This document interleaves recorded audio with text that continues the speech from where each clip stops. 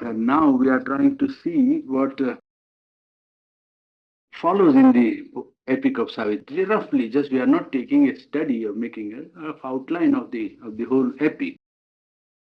And we might now pursue some aspect which is less serious in the sense that it doesn't deal with any problem of life, because Savitri does deal, as we saw before, about the whether world is a mechanical determinism which is irresistible and which must have its way, and the consciousness of man has no say in it. That was one problem, as we saw. It also concerns itself with the evolution of man from his natural self to his true being or to his spirit, and then realization of the spirit leading him to a widening of his true being, which equates him to the cosmos, to the universal consciousness, to the universal being, marching through all the planes which obtain their counterpart in his nature, and then leading him to a divine consciousness where he is able to take the whole of human aspiration and put it before the divine so as to pray to the divine for a help, an emanation to be sent down to mankind in order to solve the problem of man's ignorance and subjection to death. This boon is granted. So the human soul, as I told you yesterday, is that he gets the self-knowledge from within, the world knowledge around, and God knowledge from above. The three. And all the three positions are the positions of one omnipresent reality. It is one reality which is present in all the stages. And Ashwapati realizes this and gets the boon for mankind, for humanity, so that the Supreme Mother sends an emanation of herself as Savitri, the daughter of King Ashwapati, to save mankind from ignorance and death. That is where we were. Now we go a little further. The further problem that arises is, as we cursorily touched upon it yesterday, was the problem of pain. Why, if there is an omnipresent reality at work, a supreme wisdom and a grace managing the cosmos, then why is there place for pain and suffering in life? And Savitri has chosen Satyavan for her husband, and he is fated to die 1 year after. So, the mother of Savitri is putting this question to Narada, the great divine sage, as to why the arrangement of the world is such that most innocent person is subjected to unmerited suffering. This problem arises as to why is there pain? Who created this pain? Now, to these many questions, many answers have been already given in the world's growth up till now. Somebody said that this world will always remain imperfect and subject to suffering and death or pain. This is the constitution of the world and you cannot change it. That is one answer.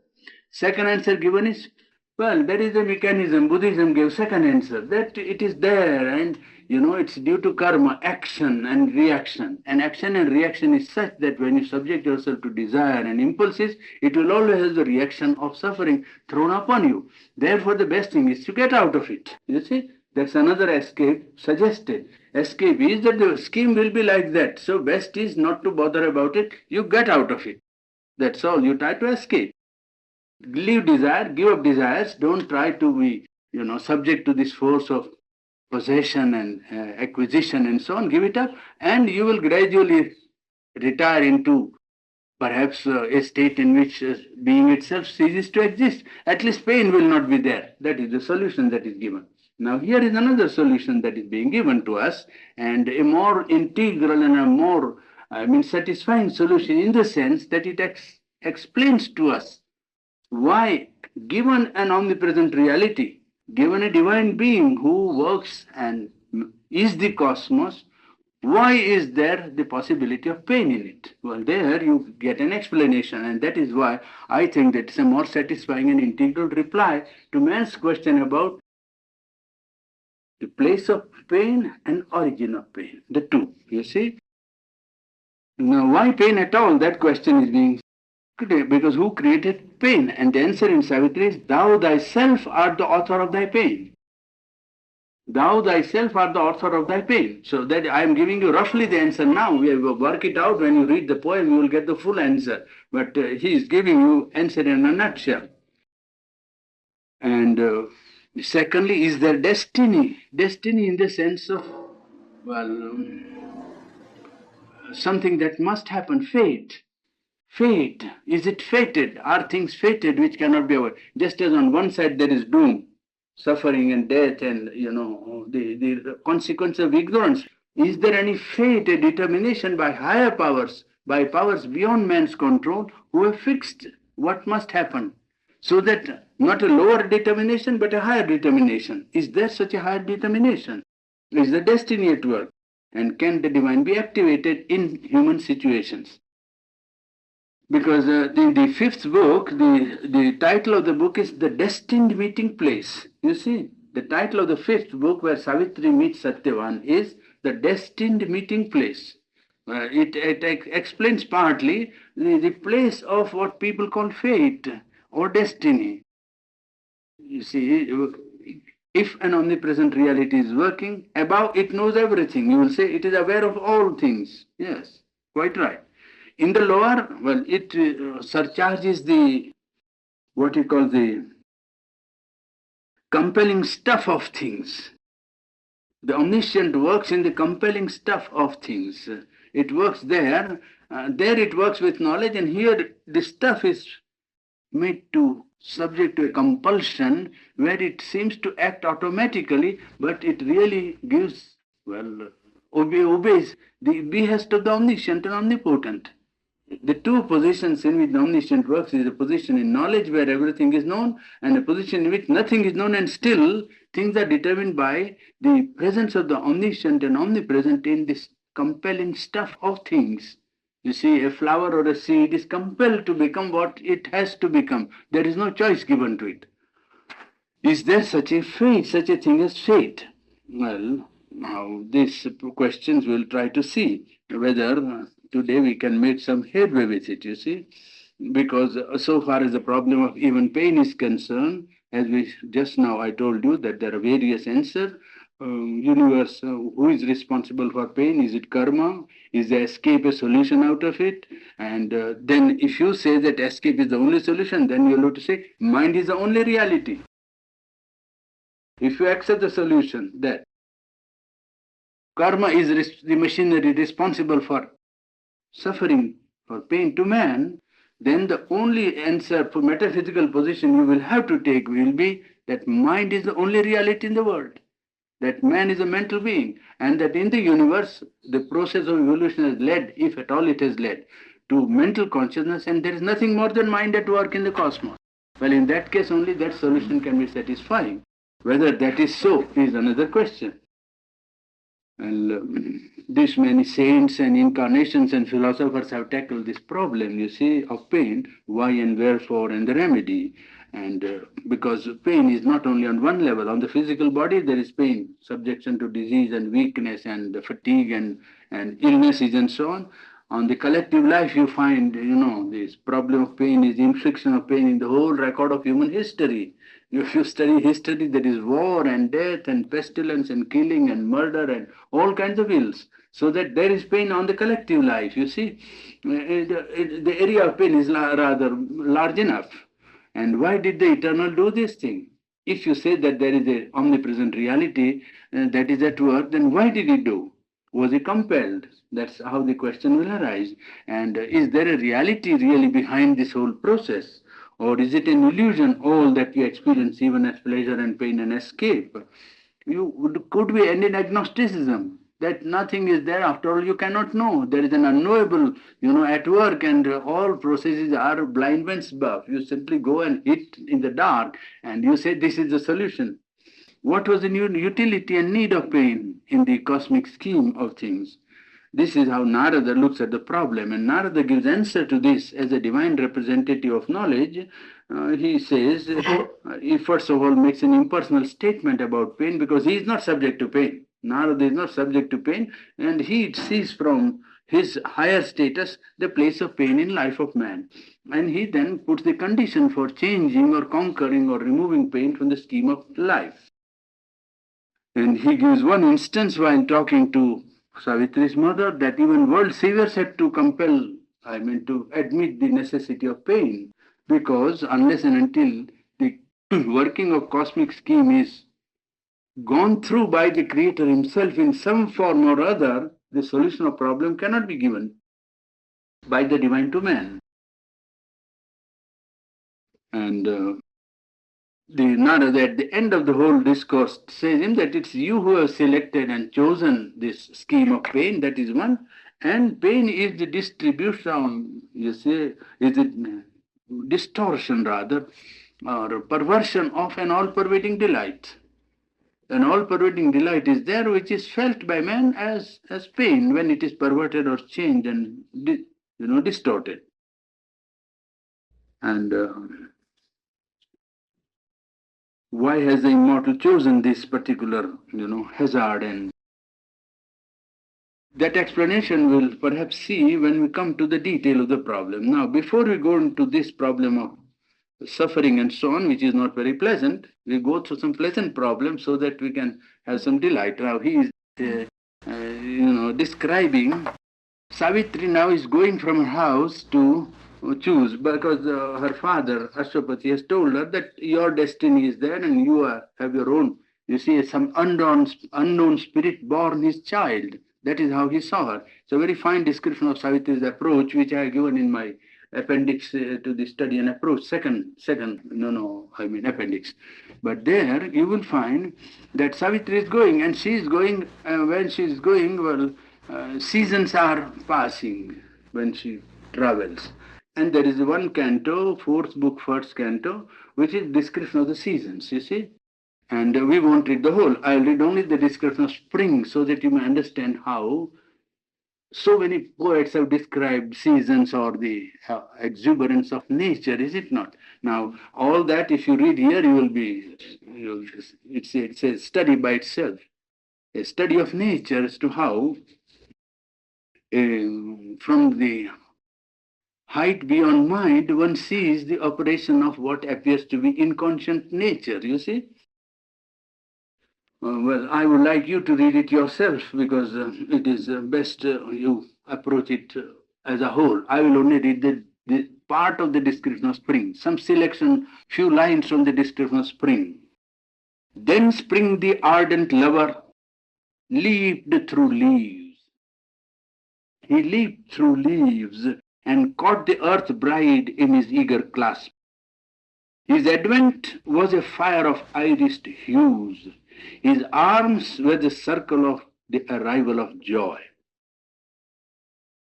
Impatient of felicity he came. He is describing spring. Impatient of felicity he came, high fluting with the coil's happy voice.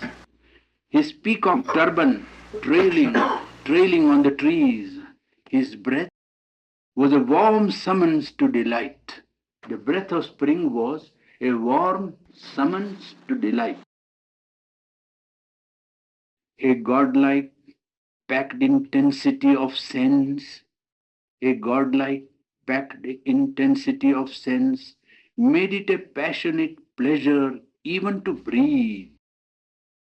All sight and voices wove a single charm.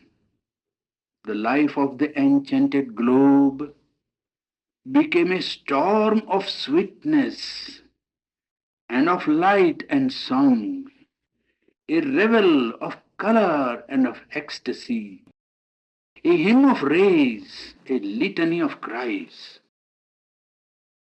a strain of choral priestly music sang and swung on the swaying censer of the trees.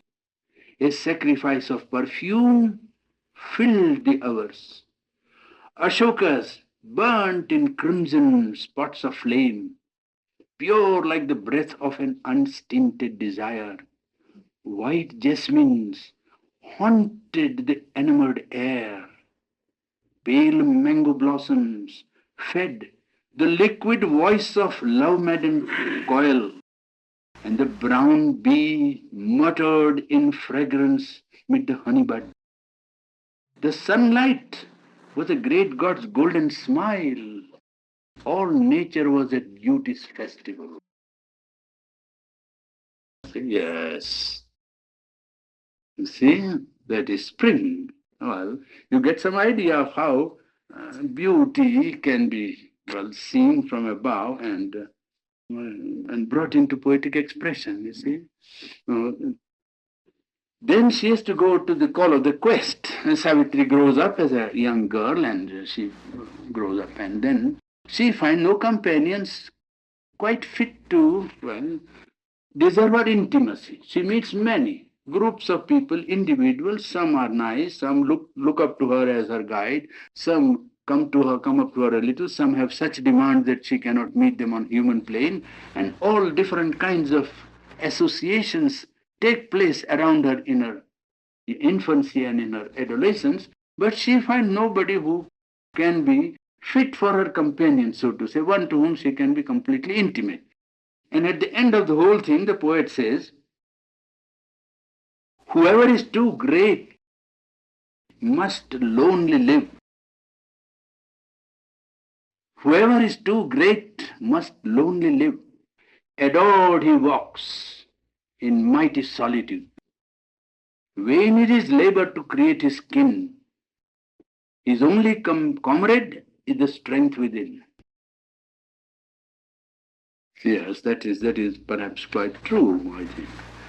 And then she goes out on traveling. You see, she goes traveling, choosing passing through different countries, and there you find description of various departments of culture of life and of men, and you see, the quest has begun, and she is out in the quest. And going through quest, she passes through temples and hamlets and cities and, capitals of kings and so on, and then goes through various, ashrams, means hermitages of people who have realized the truth and so on. You see, some of the people whom she met during her course of travel, a few fit inhabitants she called to share the glad communion of her peace. Strong king sages from the labor done, freed from the warrior tension of their task, came to her serene sessions in these wilds. In this forest grove, some kings retired from their kingship and came and lived in the peace, you see. Happy they lived with birds and beasts and flowers and sunlight and the rustle of leaves, and heard the wild winds wandering in the night, mused with the stars in their mute constant ranks, and lodged in the mornings as in azure tents, and with the glory of the noons were one. These people who lived in retirement, they sojourned with the ever-living bliss. A voice profound in ecstasy and hush they heard, beheld the all-revealing light. Then there were others, nameless and austere ascetics, without home, abandoning speech and motion and desire, aloof from creatures set absorbed, alone, immaculate in tranquil heights of self, on concentration's luminous voiceless peaks, world-naked hermits with their matted hair, immobile as the passionless great hills around them, grouped like thoughts of some vast mood, awaiting the infinite's behest to end. Well, there were several types. This is only one or two types that you can see. Then she goes to the place where they were destined to meet, you see, and she passes to the destined meeting place, and they actually meet. Now we will read some passages where the meeting takes place between Satyavan and Savitri, so as to give some idea of the fifth book, you see. Satyavan is telling Savitri as to how he looks upon their meeting, you see. I plunged into the inner seeing mind. Satyavan says, I tried to read the human mind and knew the secret laws and sorceries that make of matter mind's bewildered slave. The mystery was not solved, but deepened more. I strove to find its hints through beauty and art. He says, I pursued beauty and art, but form cannot unveil the indwelling power.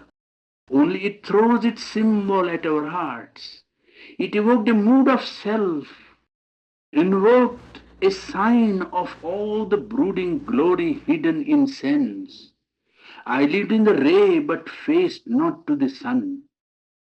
I looked upon the world and missed the self. And when I found the self, I lost the world. My other selves I lost, and the body of God, the link of the finite with the infinite, the bridge between appearance and the truth, the mystic aim of for which the world was made, the human sense of immortality. I could not get. Then he says, but now the gold link comes to me with thy feet, and his gold sun has shone on me from thy face. He is addressing Savitri now that I did try to get into depth of mind, profound secret of mental being, art and beauty and through life and through when self was dead, then the world was lost. When the world was dead, the self was forgotten and so on.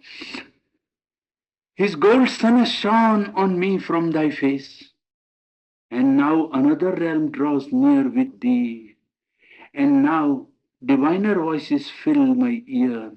A strange new world swims to me in thy gaze, approaching like a star from unknown heavens. A cry of spheres comes with thee, and a song of flaming gods. I draw a wealthier breath, and a fiercer march of moments move. My mind transfigures to a rapturous seer, a foam leap traveling from the waves of bliss has changed my heart and changed the earth around. All with thy coming fills, air, soil, and stream wear bridal raiments to be fit for thee, and sunlight grows a shadow of thy hue, because of the change within me by thy look.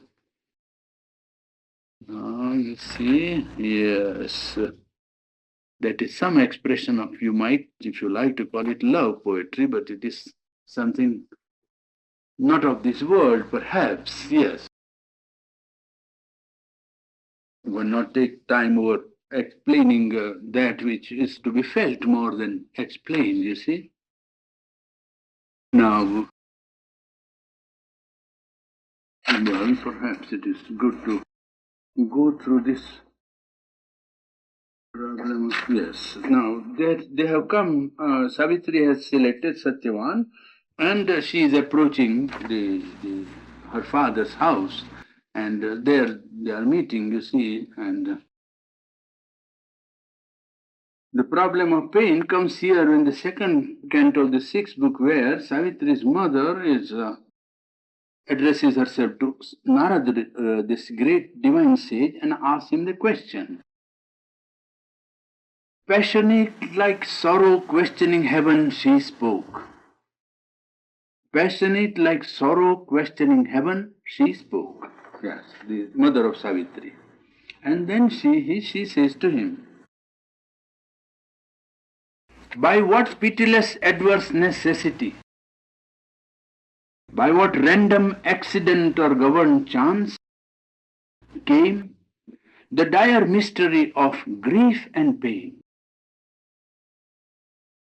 Is it thy God who made this cruel law? Or some disastrous power has marred his work, and he stands helpless to defend or save? The mother of Savitri is putting the question, you see. You can't put it more strongly, I think, in any language. the question that comes to human mind, well, I think it fine. What need had the soul of ignorance and tears? What power forced the immortal spirit to birth? And who persuaded it to fall from bliss, if you say that it was in bliss originally? Why is it all, and wherefore are we here? Perhaps the soul we feel is only a dream, eternal self a fiction sensed in trance. Savitri's mother is telling, Narada putting this question out here. Why is there this will to live? Is there at all a soul? And Narada then replies to her by putting the counter question. Was then the sun a dream because there is night? Narada's answer takes the form of a counter question. Was then the sun a dream because there is night? Hidden in the mortal's heart, the eternal lives. He lived secret in the chamber of thy soul. Thy grief is a cry of darkness to light. Pain is the hammer of God to break a dead resistance in the mortal's heart.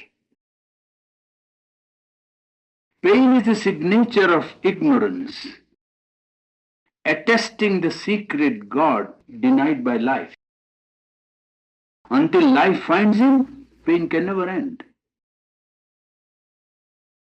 Pain is the hand of nature sculpturing man to greatness.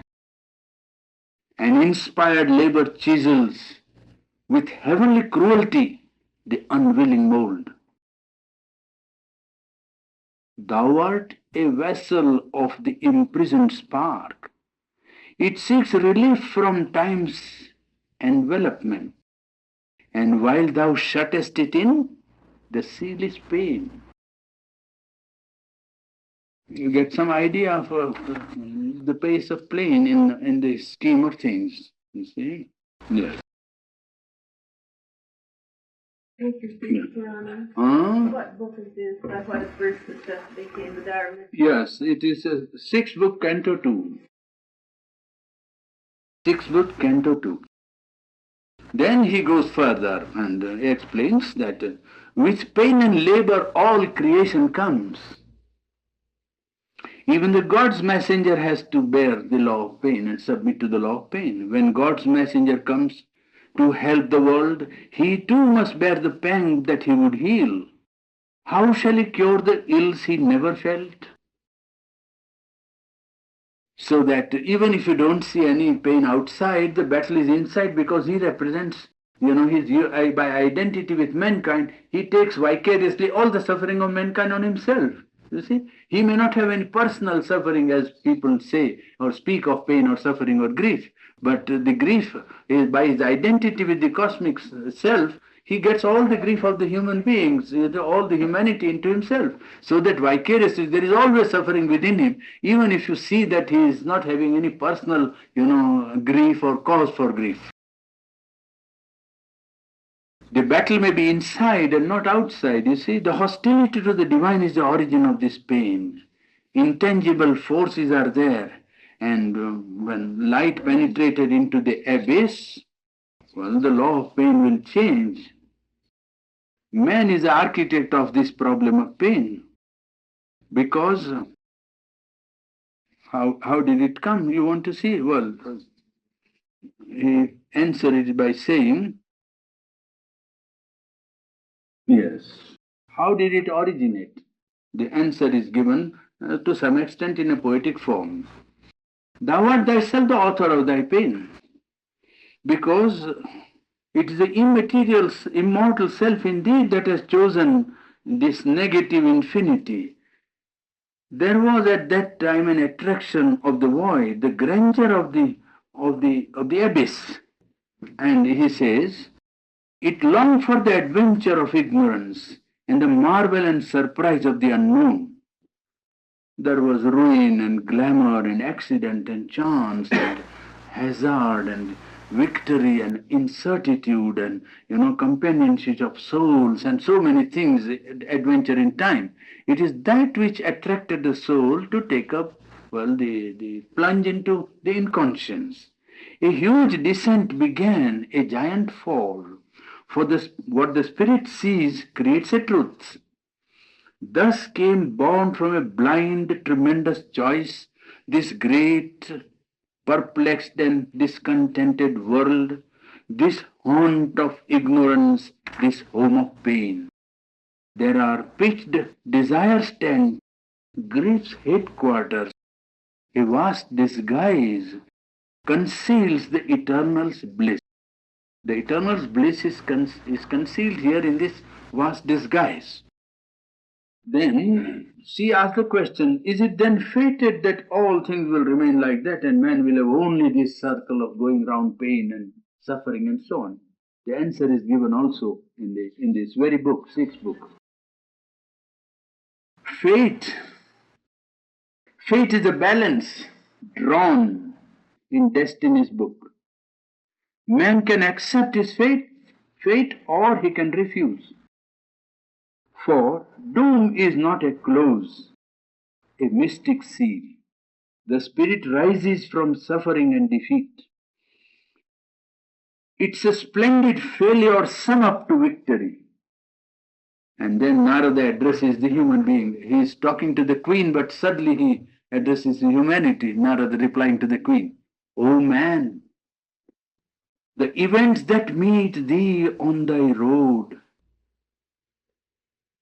though they smite thy body and soul with joy and grief, are not thy fate. They touch thee awhile and pass. O man, the events that meet thee on thy road, though they smite thy body and soul with joy and grief, are not thy fate. They touch thee awhile and pass. The goal is to reach the indwelling God. O soul, intruder in nature's ignorance, armed traveler to the unseen supernal heights, thy spirit's fate is a battle and ceaseless march against invisible opponent powers, a passage from matter into timeless self. The whole of human life has been such a march from inconscience to a growing light. Well, he is giving reply to the questions of Savitri's mother in this contest. And when Savitri has come in front of death and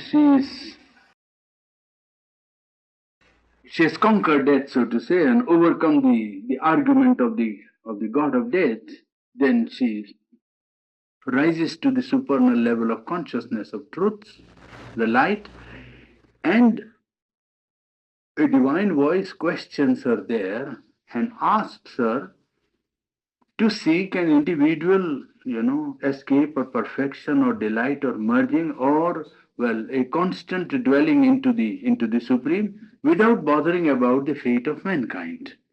And Savitri consistently, in more than 6 replies, every time confirms her will to bring the light to mankind, because that is the mission that is given to her. And she does not want even the promise given by the Supreme to take advantage of such a promise. She says, my mission is to bring this divine light to mankind and raise mankind to the divine height.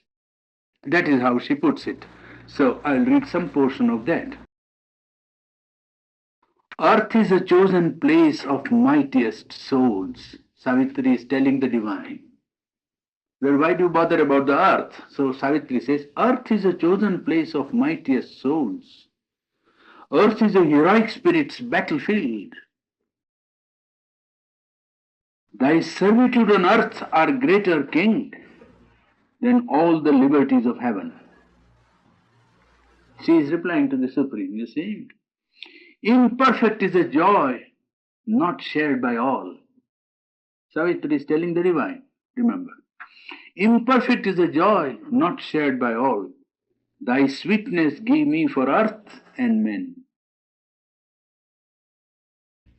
Now, perhaps it is better that I give you some 2 passages which are very important in the sense that they are height of inspiration when Ashwapati stands before the Supreme Mother and, he prays to the Divine Mother for a boon.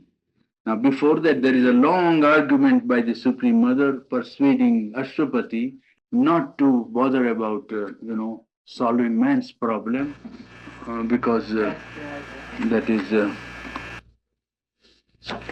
is in the other book. I left it at home.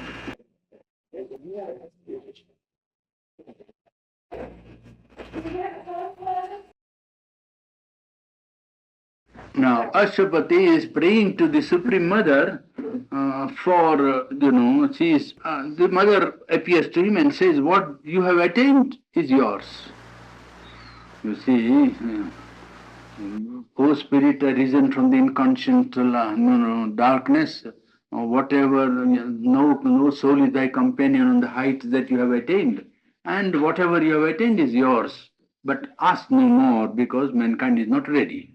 And untimely, if you bring the light, perhaps it will be too much for mankind to digest. Therefore, it is better you leave the slow movement of evolution to work itself out and not press for immediate intervention of divine in the evolutionary process. That is what it comes to ultimately, that you must not ask a divine intervention in hurry, because otherwise the humanity would not be able to bear the descent of the higher power before its time. So she is asking him to continue in the light which he has received, some progress for mankind, some service to knowledge, and something that he can get on with. Well, Ashwapati replies to her now. I will read that reply. How shall I rest content with mortal days and the dull measure of terrestrial things? I who have seen behind the cosmic mask the glory and the beauty of thy face. Ashtapati is telling the Divine Mother. How long shall we have to bear this yoke of night and death and so on? We who are the vessels of a deathless force. And then he asks that we are trying and struggling, and in the struggle of man, where is the sign of any divine intervention? Where is the ray of thy coming, and so on? Or if it is thy work that I do below, why do I not see any sign of your being with me? Where is the thunder of thy victory's, car? I do not see the victory of the divine approaching. The eons ever repeat their changeless round. All we have done is ever still to do. All breaks and all renews and is the same. The newborn ages perish like the old. Man struggles a little, works a little, hope, future man, perfection, and so on. I know that thy creation cannot fail, because I have seen, he describes a vision which he has seen, you see, that there is a forerunner of the divine multitudes are coming. Architects of immortality are descending into man. And they will do the work of perfecting mankind, so to say. And then he appeals to the Supreme Consciousness by praying to her at the end of his argument with her, O truth, defended in thy secret Son, voice of mighty musings on shut heavens, on things withdrawn within her luminous depths, O wisdom's splendor, mother of the universe, creatrix, eternal's artist bride, linger not long with thy transmuting hand, pressed vainly on one golden bar of time, as if time dare not open its heart to God. O radiant fountain of the world's delight, world free and unattainable above, O bliss, who dwellest deep, hid within, while men seek thee outside and never find, mystery and muse with hieratic tongue, incarnate the white passion of thy force. Mission to earth some living form of thee, one moment fell with thy eternity, let the infinity in one body live, all knowledge wrap, one mind in seas of light, All love throbs single in one human heart. Immortal, treading the earth with mortal feet. All heaven's beauty crowd in earthly limbs. Omnipotence, girdle with the power of God, movements and moments of a mortal will. Back, back with eternal might, one human hour, and with one gesture change all future time. Let a great word be spoken from the heights, and one great act unlock the doors of faith. His prayer sank down in the resisting night, opposed by the thousand voices that deny. And then the Divine Mother makes a reply to Ashtapadi's question. Yes. O strong forerunner, I heard thy cry. One shall descend and break the iron law. Change nature's doom by lone spirit's power. A limitless mind that can contain the world. A sweet and ardent and violent heart of ardent calm, moved by the passion of the gods, shall come. All mights and greatnesses shall join in her. Beauty shall walk celestial on the earth. Delight shall sleep in the cloudnet of her hair and in her body, as on his homing tree, immortal love shall beat his glorious wings. A music of griefless things shall weave her charm. Harps of the perfect shall attune her voice. The streams of heaven shall murmur in her laugh. Her lip shall be the honeycombs of God. Her limbs his golden jars of ecstasy. Her breast the rapture flowers of paradise.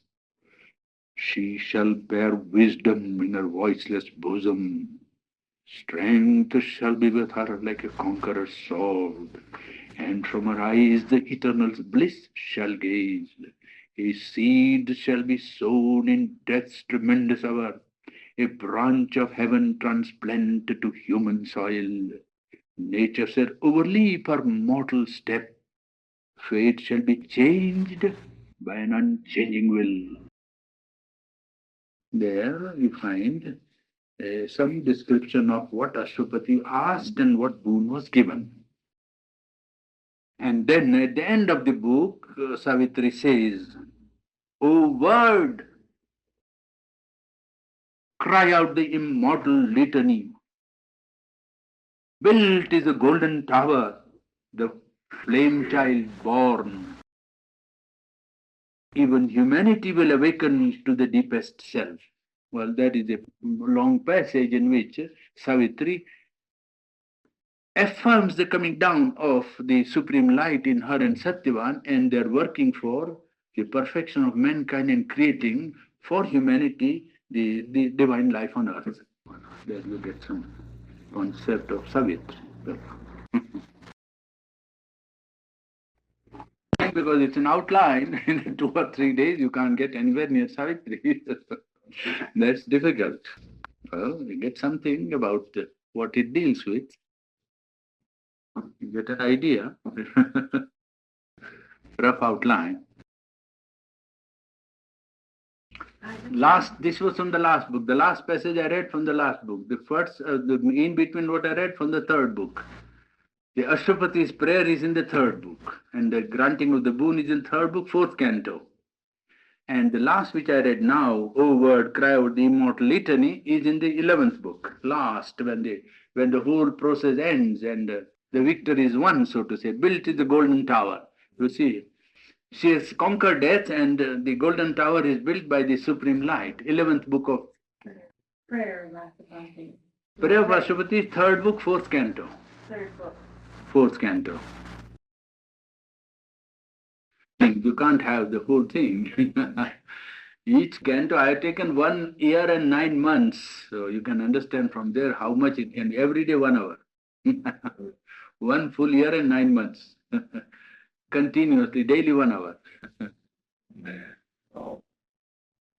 When you were with pain, when you were reading about pain, that this world situation really, could we think of it as birth pain? Yes, of course we can. Certainly it is. The present world situation is certainly the birth pang of a new era or new age. Of course. I think of Sri Aurobindo's message as a voice saying something similar to "Thy will be done on earth as it is in heaven." Yes. As it is in the heavenly context. He's saying from the east, isn't he? Reiterating that thing. Reiterating from the east that same message, "Thy will be done on earth as it is in the heavenly context." Because the world situation requires. The world situation requires the message, you see,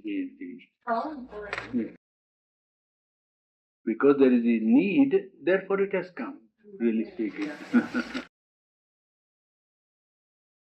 Asking yesterday, I'll give one line, it explains nicely, you see. Ashwapati is looking, when he has reached the transcendent consciousness, he is looking down, you see, from the plane of the motherhood, so to say, the house of the spirit. Then suddenly there came a downward look. Ashwapati looked down, as if a sea exploring its own depths. You follow the image properly? Huh? Yes. Suddenly there came a downward look, as if a sea exploring its own depths. And then what did he see? A bliss, a light, a power, a flame white love, caught all into a soul immense embrace.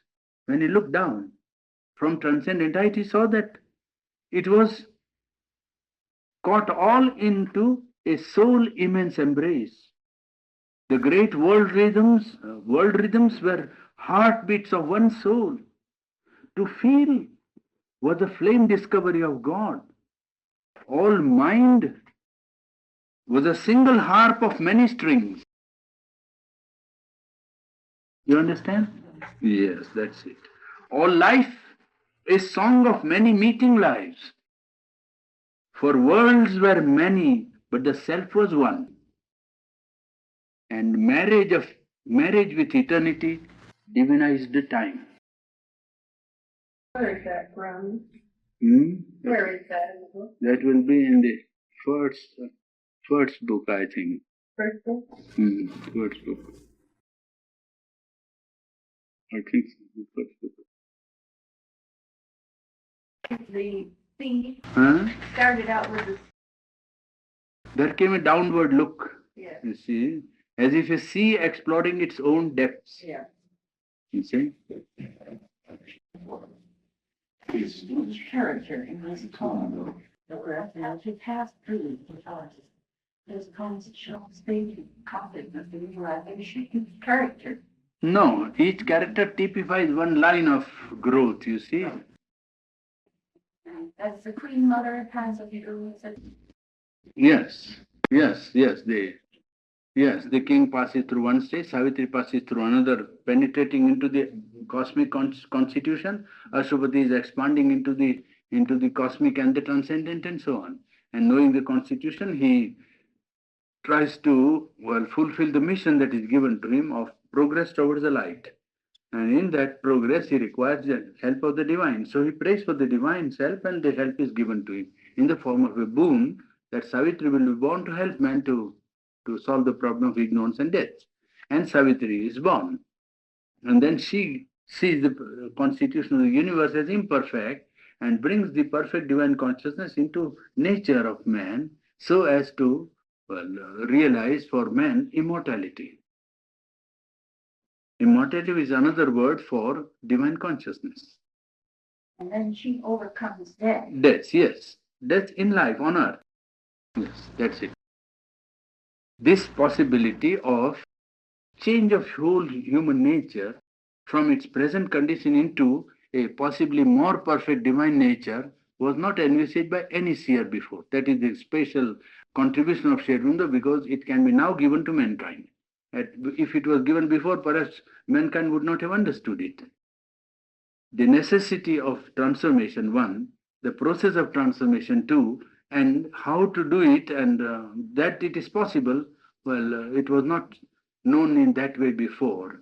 The way in which it is now given to mankind, you see, that human nature also is capable of liberation and perfection, and that perfection consists in a transformation, not rejection of nature, but transformation, not a control only. You see, not a behavior according to a pattern of ethics and morality, but a free expression of the divine in man with the divine nature.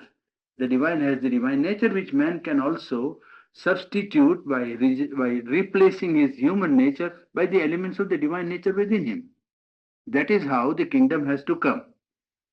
The idea of the kingdom was there, the process of the kingdom was not there. And it is now given to mankind to fill up that thing, you see. The total idea of what is the kingdom of heaven. Then there is a perfection of knowledge, perfection of will, perfection of aesthetic life and plenty of life, and perfection in material life. Then you have got four aspects in which it is perfection is realized. Maheshwari, Mahakali, Mahalakshmi, Mahasaraswati. The aspect of the Supreme that are perfect. You see, this never was given before. That is why I particularly point out, because people think it's the same message. Yes, it is the same message, and so much amplified as to become quite a new message. So much filled up there with the content that you would say, oh yes, this is quite new in one sense. You see, the Mahakali, Mahalakshmi, Mahasaraswati and Maheshwari. These are the aspects of the supreme wisdom, power, aesthesis or harmony, and perfection in work. Physical and material work perfect, harmony and love in life, you see, and cooperation, will irresistible, and knowledge without any falsehood or darkness. For this knowledge aspect, will aspect, harmony and beauty aspect, and perfection in material organization. These four aspects of the divine which are there have to be brought by a human being into his life, so that a man who is now full of knowledge will have to bring the Maheshwari into his consciousness so that she may give him knowledge. The one who is dedicated to machinery will have to bring the Mahasaraswati, perfect detailed organization in material life, so as to make matter the real, the receptacle of the spirit, so to say, matter to express the spirit perfectly.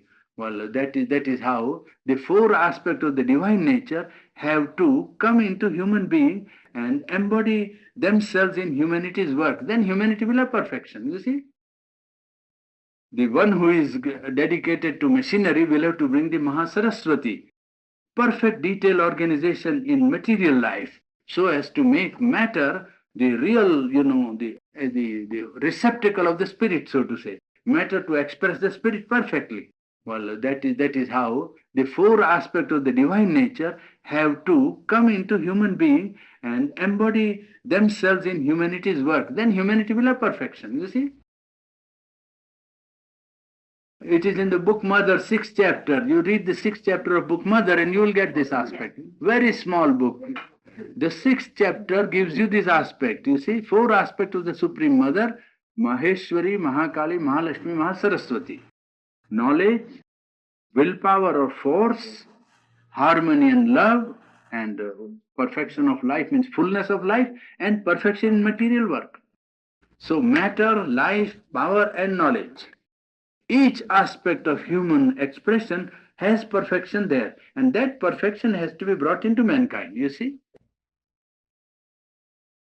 So the perfection of mankind and perfectibility of life, individual life and collective life, well, it is a filled up concept now, you see. Take the problem of pain, for instance. Now, pain was regarded as something which has to be solved. Somebody solved it in one way, another way. Now you have an idea that pain is an intermediate condition chosen by the soul freely for its growth from inconscience to light. Therefore, he has selected ignorance and pain to go through. It is not somebody has imposed and said, "Oh, you will suffer indefinitely," and there is a solution out of it. Pain can be completely eliminated. It's not necessary to go through the process of pain at all. If the divine nature comes into life, you see? No. Yeah, that's right. Yes, that's it. And that is the solution, therefore. The solution is not to reject pain and say, all right, we run away from life and say, oh, pain is always there, therefore let me retire. That's not the solution. Because the origin of pain is somewhere in the choice of the soul himself. The fall was selected because the adventure of the unknown. You see, taking up matter as or inconscience as a adventure, and then in that adventure it is selected that what might be suffering and pain and ignorance, well, we'll have to come in as an intermediate stage, that's all, so that it becomes only a temporary stage through which man has to pass, or humanity is passing, or each individual has to pass, but he can pass beyond. And you find expression of people who have passed beyond. It's not merely a statement of a wish or an ideal. You see, for instance, in the Upanishad, you find that riti, oh, I have become the immortal, I have overcome the ignorance and pain.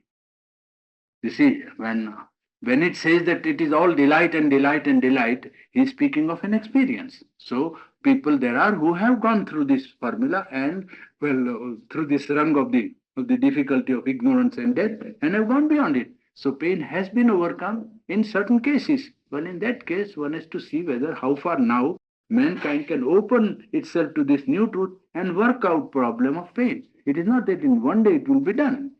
This elimination of it is not a question of one day, but a question is of a long trial. Just as in course of evolution, you don't take up a immediate solution. If it is not solved, then it is not. In a big problem like that, you have to allow centuries to intervene before you can do. Just as in science, you have to wait for some time before some discovery is perfected, isn't it? I mean, how many people died before aeroplane became a success? From the 18th century almost or so, they were flying with hydrogen. You remember? Yes, in France, and so many people died. They didn't know how to control the coming down. You see, but ultimately it did lead to success, isn't it? Well, in the same way, the elimination of pain will take time. It is not that tomorrow you will be free from pain, but then you have to see that that has to be done. Well, in that case, you apply, and gradually, one by one, the problem will be solved ultimately till the solution is found. Don't you think too, Purani, understanding why pain is here makes it easier to accept it? It gives one a different attitude. Yes. Your attitude changes towards it. Your attitude changes. Yes, quite. And therefore, this incident also wears out. You see, it doesn't become so acute. No. When it comes, you know that it has come for teaching something, teaching an attitude, to understand. And immediately the incidence of pain, the sharpness of it is worn out. Sri this is demonstrated very properly in the Middle Ages now in this concept, particularly in women who have great organization, who had ability to organize, and in almost every case, these women didn't go off into private ecstasies of their own. They did, but they always brought it down to a very concrete definition of life. And they founded memories, they founded hospitals. Mm-hmm. They got right down to humanity. Yeah. And they never ceased to work till the day of their death. But they held their meditation. Mm-hmm. But I yet to read of a great saint, or any great person, or any person who realizes this power and tremendously beat them the ordinary human life, who didn't do something concrete with it. No, that because life is a field for expression, so life will be always dealt with. By a true spiritual person, life will be always dealt with. Life will not be allowed to remain what it is to the extent that he can do it with the divine help. The spiritual person always tries to bring into life a new stream or a new current to the extent that he is destined or made to do by the divine. Always, no spiritual person lives life alone. He always acts upon life and reacts to life's, shocks. That is the one mission of spiritual persons, to take part in life. He may take part in life by saying you give up life. He may take part in life by saying give it up, but he does always take part in life. One way or another, yeah. It has to. Well, The way yes. humanity and its problems. Yes. In solitude and like Yes. Yes. tree Aurobindo did. Yes. Or else he has an aspiration. Yes. He has at least brought one institution into existence which shows that it could be tried. I don't say it succeeds, but at least you could try. You wouldn't dare to think of it if he had not tried. An institution which shows that man can try. It's a big thing. Such a big thing, if somebody says it can be tried, it's a very great thing. Because it's a rare one who can make even a trial. It isn't easy. I think with his problem and the best. I was going to get your ideas on it. Now I have. Yes, you have Sherungo's idea better than mine. Anyway. Wonder if I can take the liberty of reading the sentences that I wrote down. All right? Yes, what he put there was the growth of man from inconscience to light. That is destined. That is destined. The events and the occurrences and the experiences that come are of secondary importance. What happens is not important. Which direction one is going is important. And that is destined. There is a will that is at work which will push man toward the realization of the ultimate truth. You cannot escape it. That is the destiny. They have to go through more than one life. That may be thousands of lives, but that is destined. That is line of destiny, you see. Successfully evoke the divine in the individual who is suffering, the individual may be helped to the maximum extent to get over his disease. I don't say that it succeeds in all cases, but much greater help will be rendered to him if an appeal is made to the divine in him and divine is evoked into him. Hospital or medical science, admits the possibility of such a intervention from inside, the quicker would be the cure and the large number of cure also, rather than depend on only material remedies, you see, on all external things only. External things have a place, but the inner factor is a very much more powerful factor than people have thought and known up till now. How about the healers that they claim that they have power? Yes, that comes from the vital world.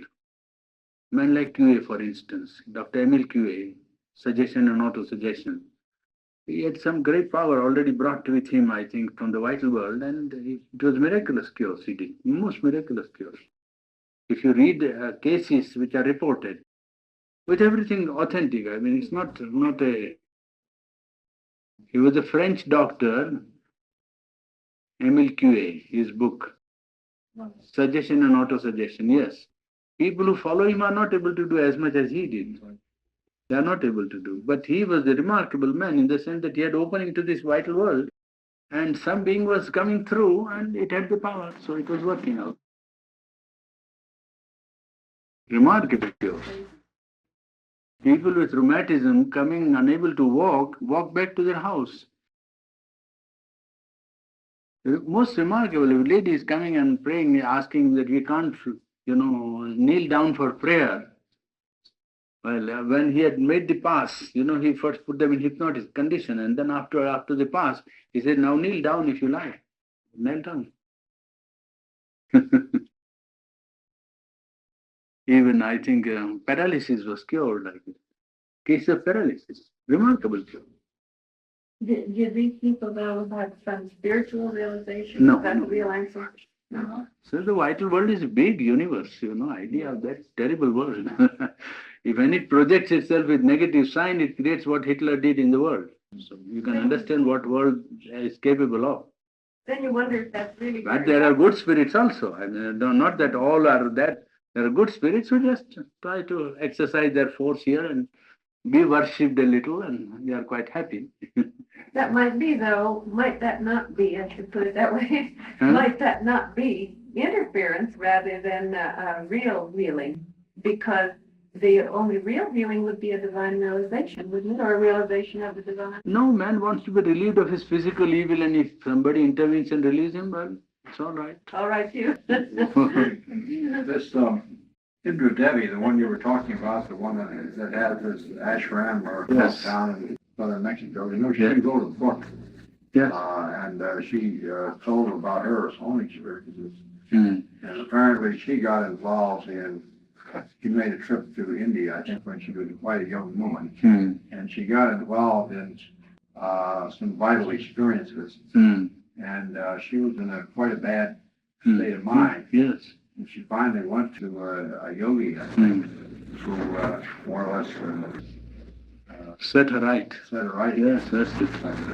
He said this, he talks about it in his book. Yes, it is possible. It's quite possible. In Tibet also this thing happens very often. Used to happen. Now I don't know what happens, but there is a great intervention of this intermediate world, occult world, you see. And they use remarkable Tibetans could do. Wonderful thing. Wonderful. Vital world is a tremendous thing. I've seen people living without food for 1 year. Without food for 1 year. Okay, it's staggering. Got a full supply from that world, all right. Nothing. Is that through a cause power? Yes, this vital world, you see, it's a contact of the vital world. It's a tremendous thing. It's a universe. You see, heights like that from here to here. So, very fine beings also inside, and intermediate being, and lower beings, and then hostile beings. So, from where and who comes and how you get into contact, that is the point, you see. And that's, It's dangerous. it is. Therefore, spiritual people never recommend it. Never. You go through it and know it, yes, you understand. And you come in contact with beings or forces and you know them, and it's all right. But you keep to your path. When occultism is not really helping. Not healthy. Occultism, if one is very honest like a medical man and says, I will help somebody by hypnotic, influence to get over pain and so on, it's all right, nothing wrong. But if he does it as if he was some, yes, and so on, then it becomes, mixed up, and then it gets into all kinds of complications. It's not good. Meddling in the occult direct wouldn't do any good unless one is, going into for spirituality really. Then he wouldn't begin with the occult, you see. He would begin with spiritual aspiration straight away. If one is for spirituality, one goes to spirituality. One meddles into occult, well, if he does to acquire it like a lawyer who wants to know his law and then apply it like an advocate or a barrister, well, he applies the knowledge of occult life or occult world to some professional work and doing impersonally, it's all right. Even, It's quite conceivable. I can quite conceive of man who has an occult power, but who is not abnormal. Abnormal in the sense of either thinking that he is a great thing and so on, nothing. He says, I've got this power. Well, somebody wants advice or ask me to do it, I do it for my fee. Give me this much, I'll do that much for you. That's all. Like a doctor, like impersonally. Yes, yes. Well, then the people use the health power, and it's actually more or less like even dark force people. Yes, they do. They can. They can use. This world is full of positive and negative. Huh? They find out who's going to win the third race at San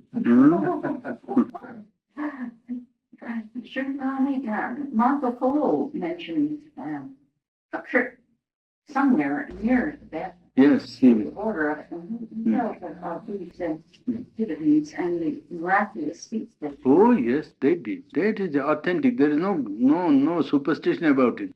They are facts. Question is how far you to give importance to them. That's all. And they could not save Tibet also. You can know from there, you see. That alone is not enough. I wish they had retained their independence to retain the science at any rate. I am interested in the science. It's a rare science. It's not easy for people to acquire. They had the isolation which was God sent, so to say, because being in the Himalayas, nobody would rush up to bother them. And then in their isolation, they cultivated this faculty. It's a human faculty. It's all humanity's gain. Why should they give it up? We can make some good use of it if it is possible. At least keep the science going. But they are trying to wipe it out, you see. And these are facts. There is no doubt about that, you see. Great powers. You see, they control either some spirit or their own vital being. But they have tremendous powers. There's no doubt about that. Yes, occult, science of occultism. Generally dealing with the vital world, but a very great knowledge. Very great knowledge. They specialize in this line. Specialize in this line. Concentrate on what happens when man dies and where he passes the vital being and follow him and see his what happens to him all along. Keep a guard or keep a contact and you see put themselves out from the body, so to say, exteriorize themselves almost like a materialization and get an experience and come back again to the body and so on. Now, great powers to stand naked on ice for days together without any clothes, sitting on ice in the winter. Many Tibetans do. There is a process by which an electric current is generated in the nerve, you see, by concentration. And the electric current keeps him quite all right in the midst of ice. Wasn't proof against the red shine either. Yeah, that's what I told, that it doesn't work. No, not yet, anyhow. Right, isn't one advised by all spiritual teachers that not to desire powers? If Yes, they come, that's yes. one thing. But if one desires powers, that's the sign of ego, isn't it? And not, Sign of the vital, done. yes. That's a sign of possible fall, you see, danger. Danger, yeah. It is a danger. Greater power than the universe, the world itself is a great power. That's enough to see that it's a tremendous power is at work.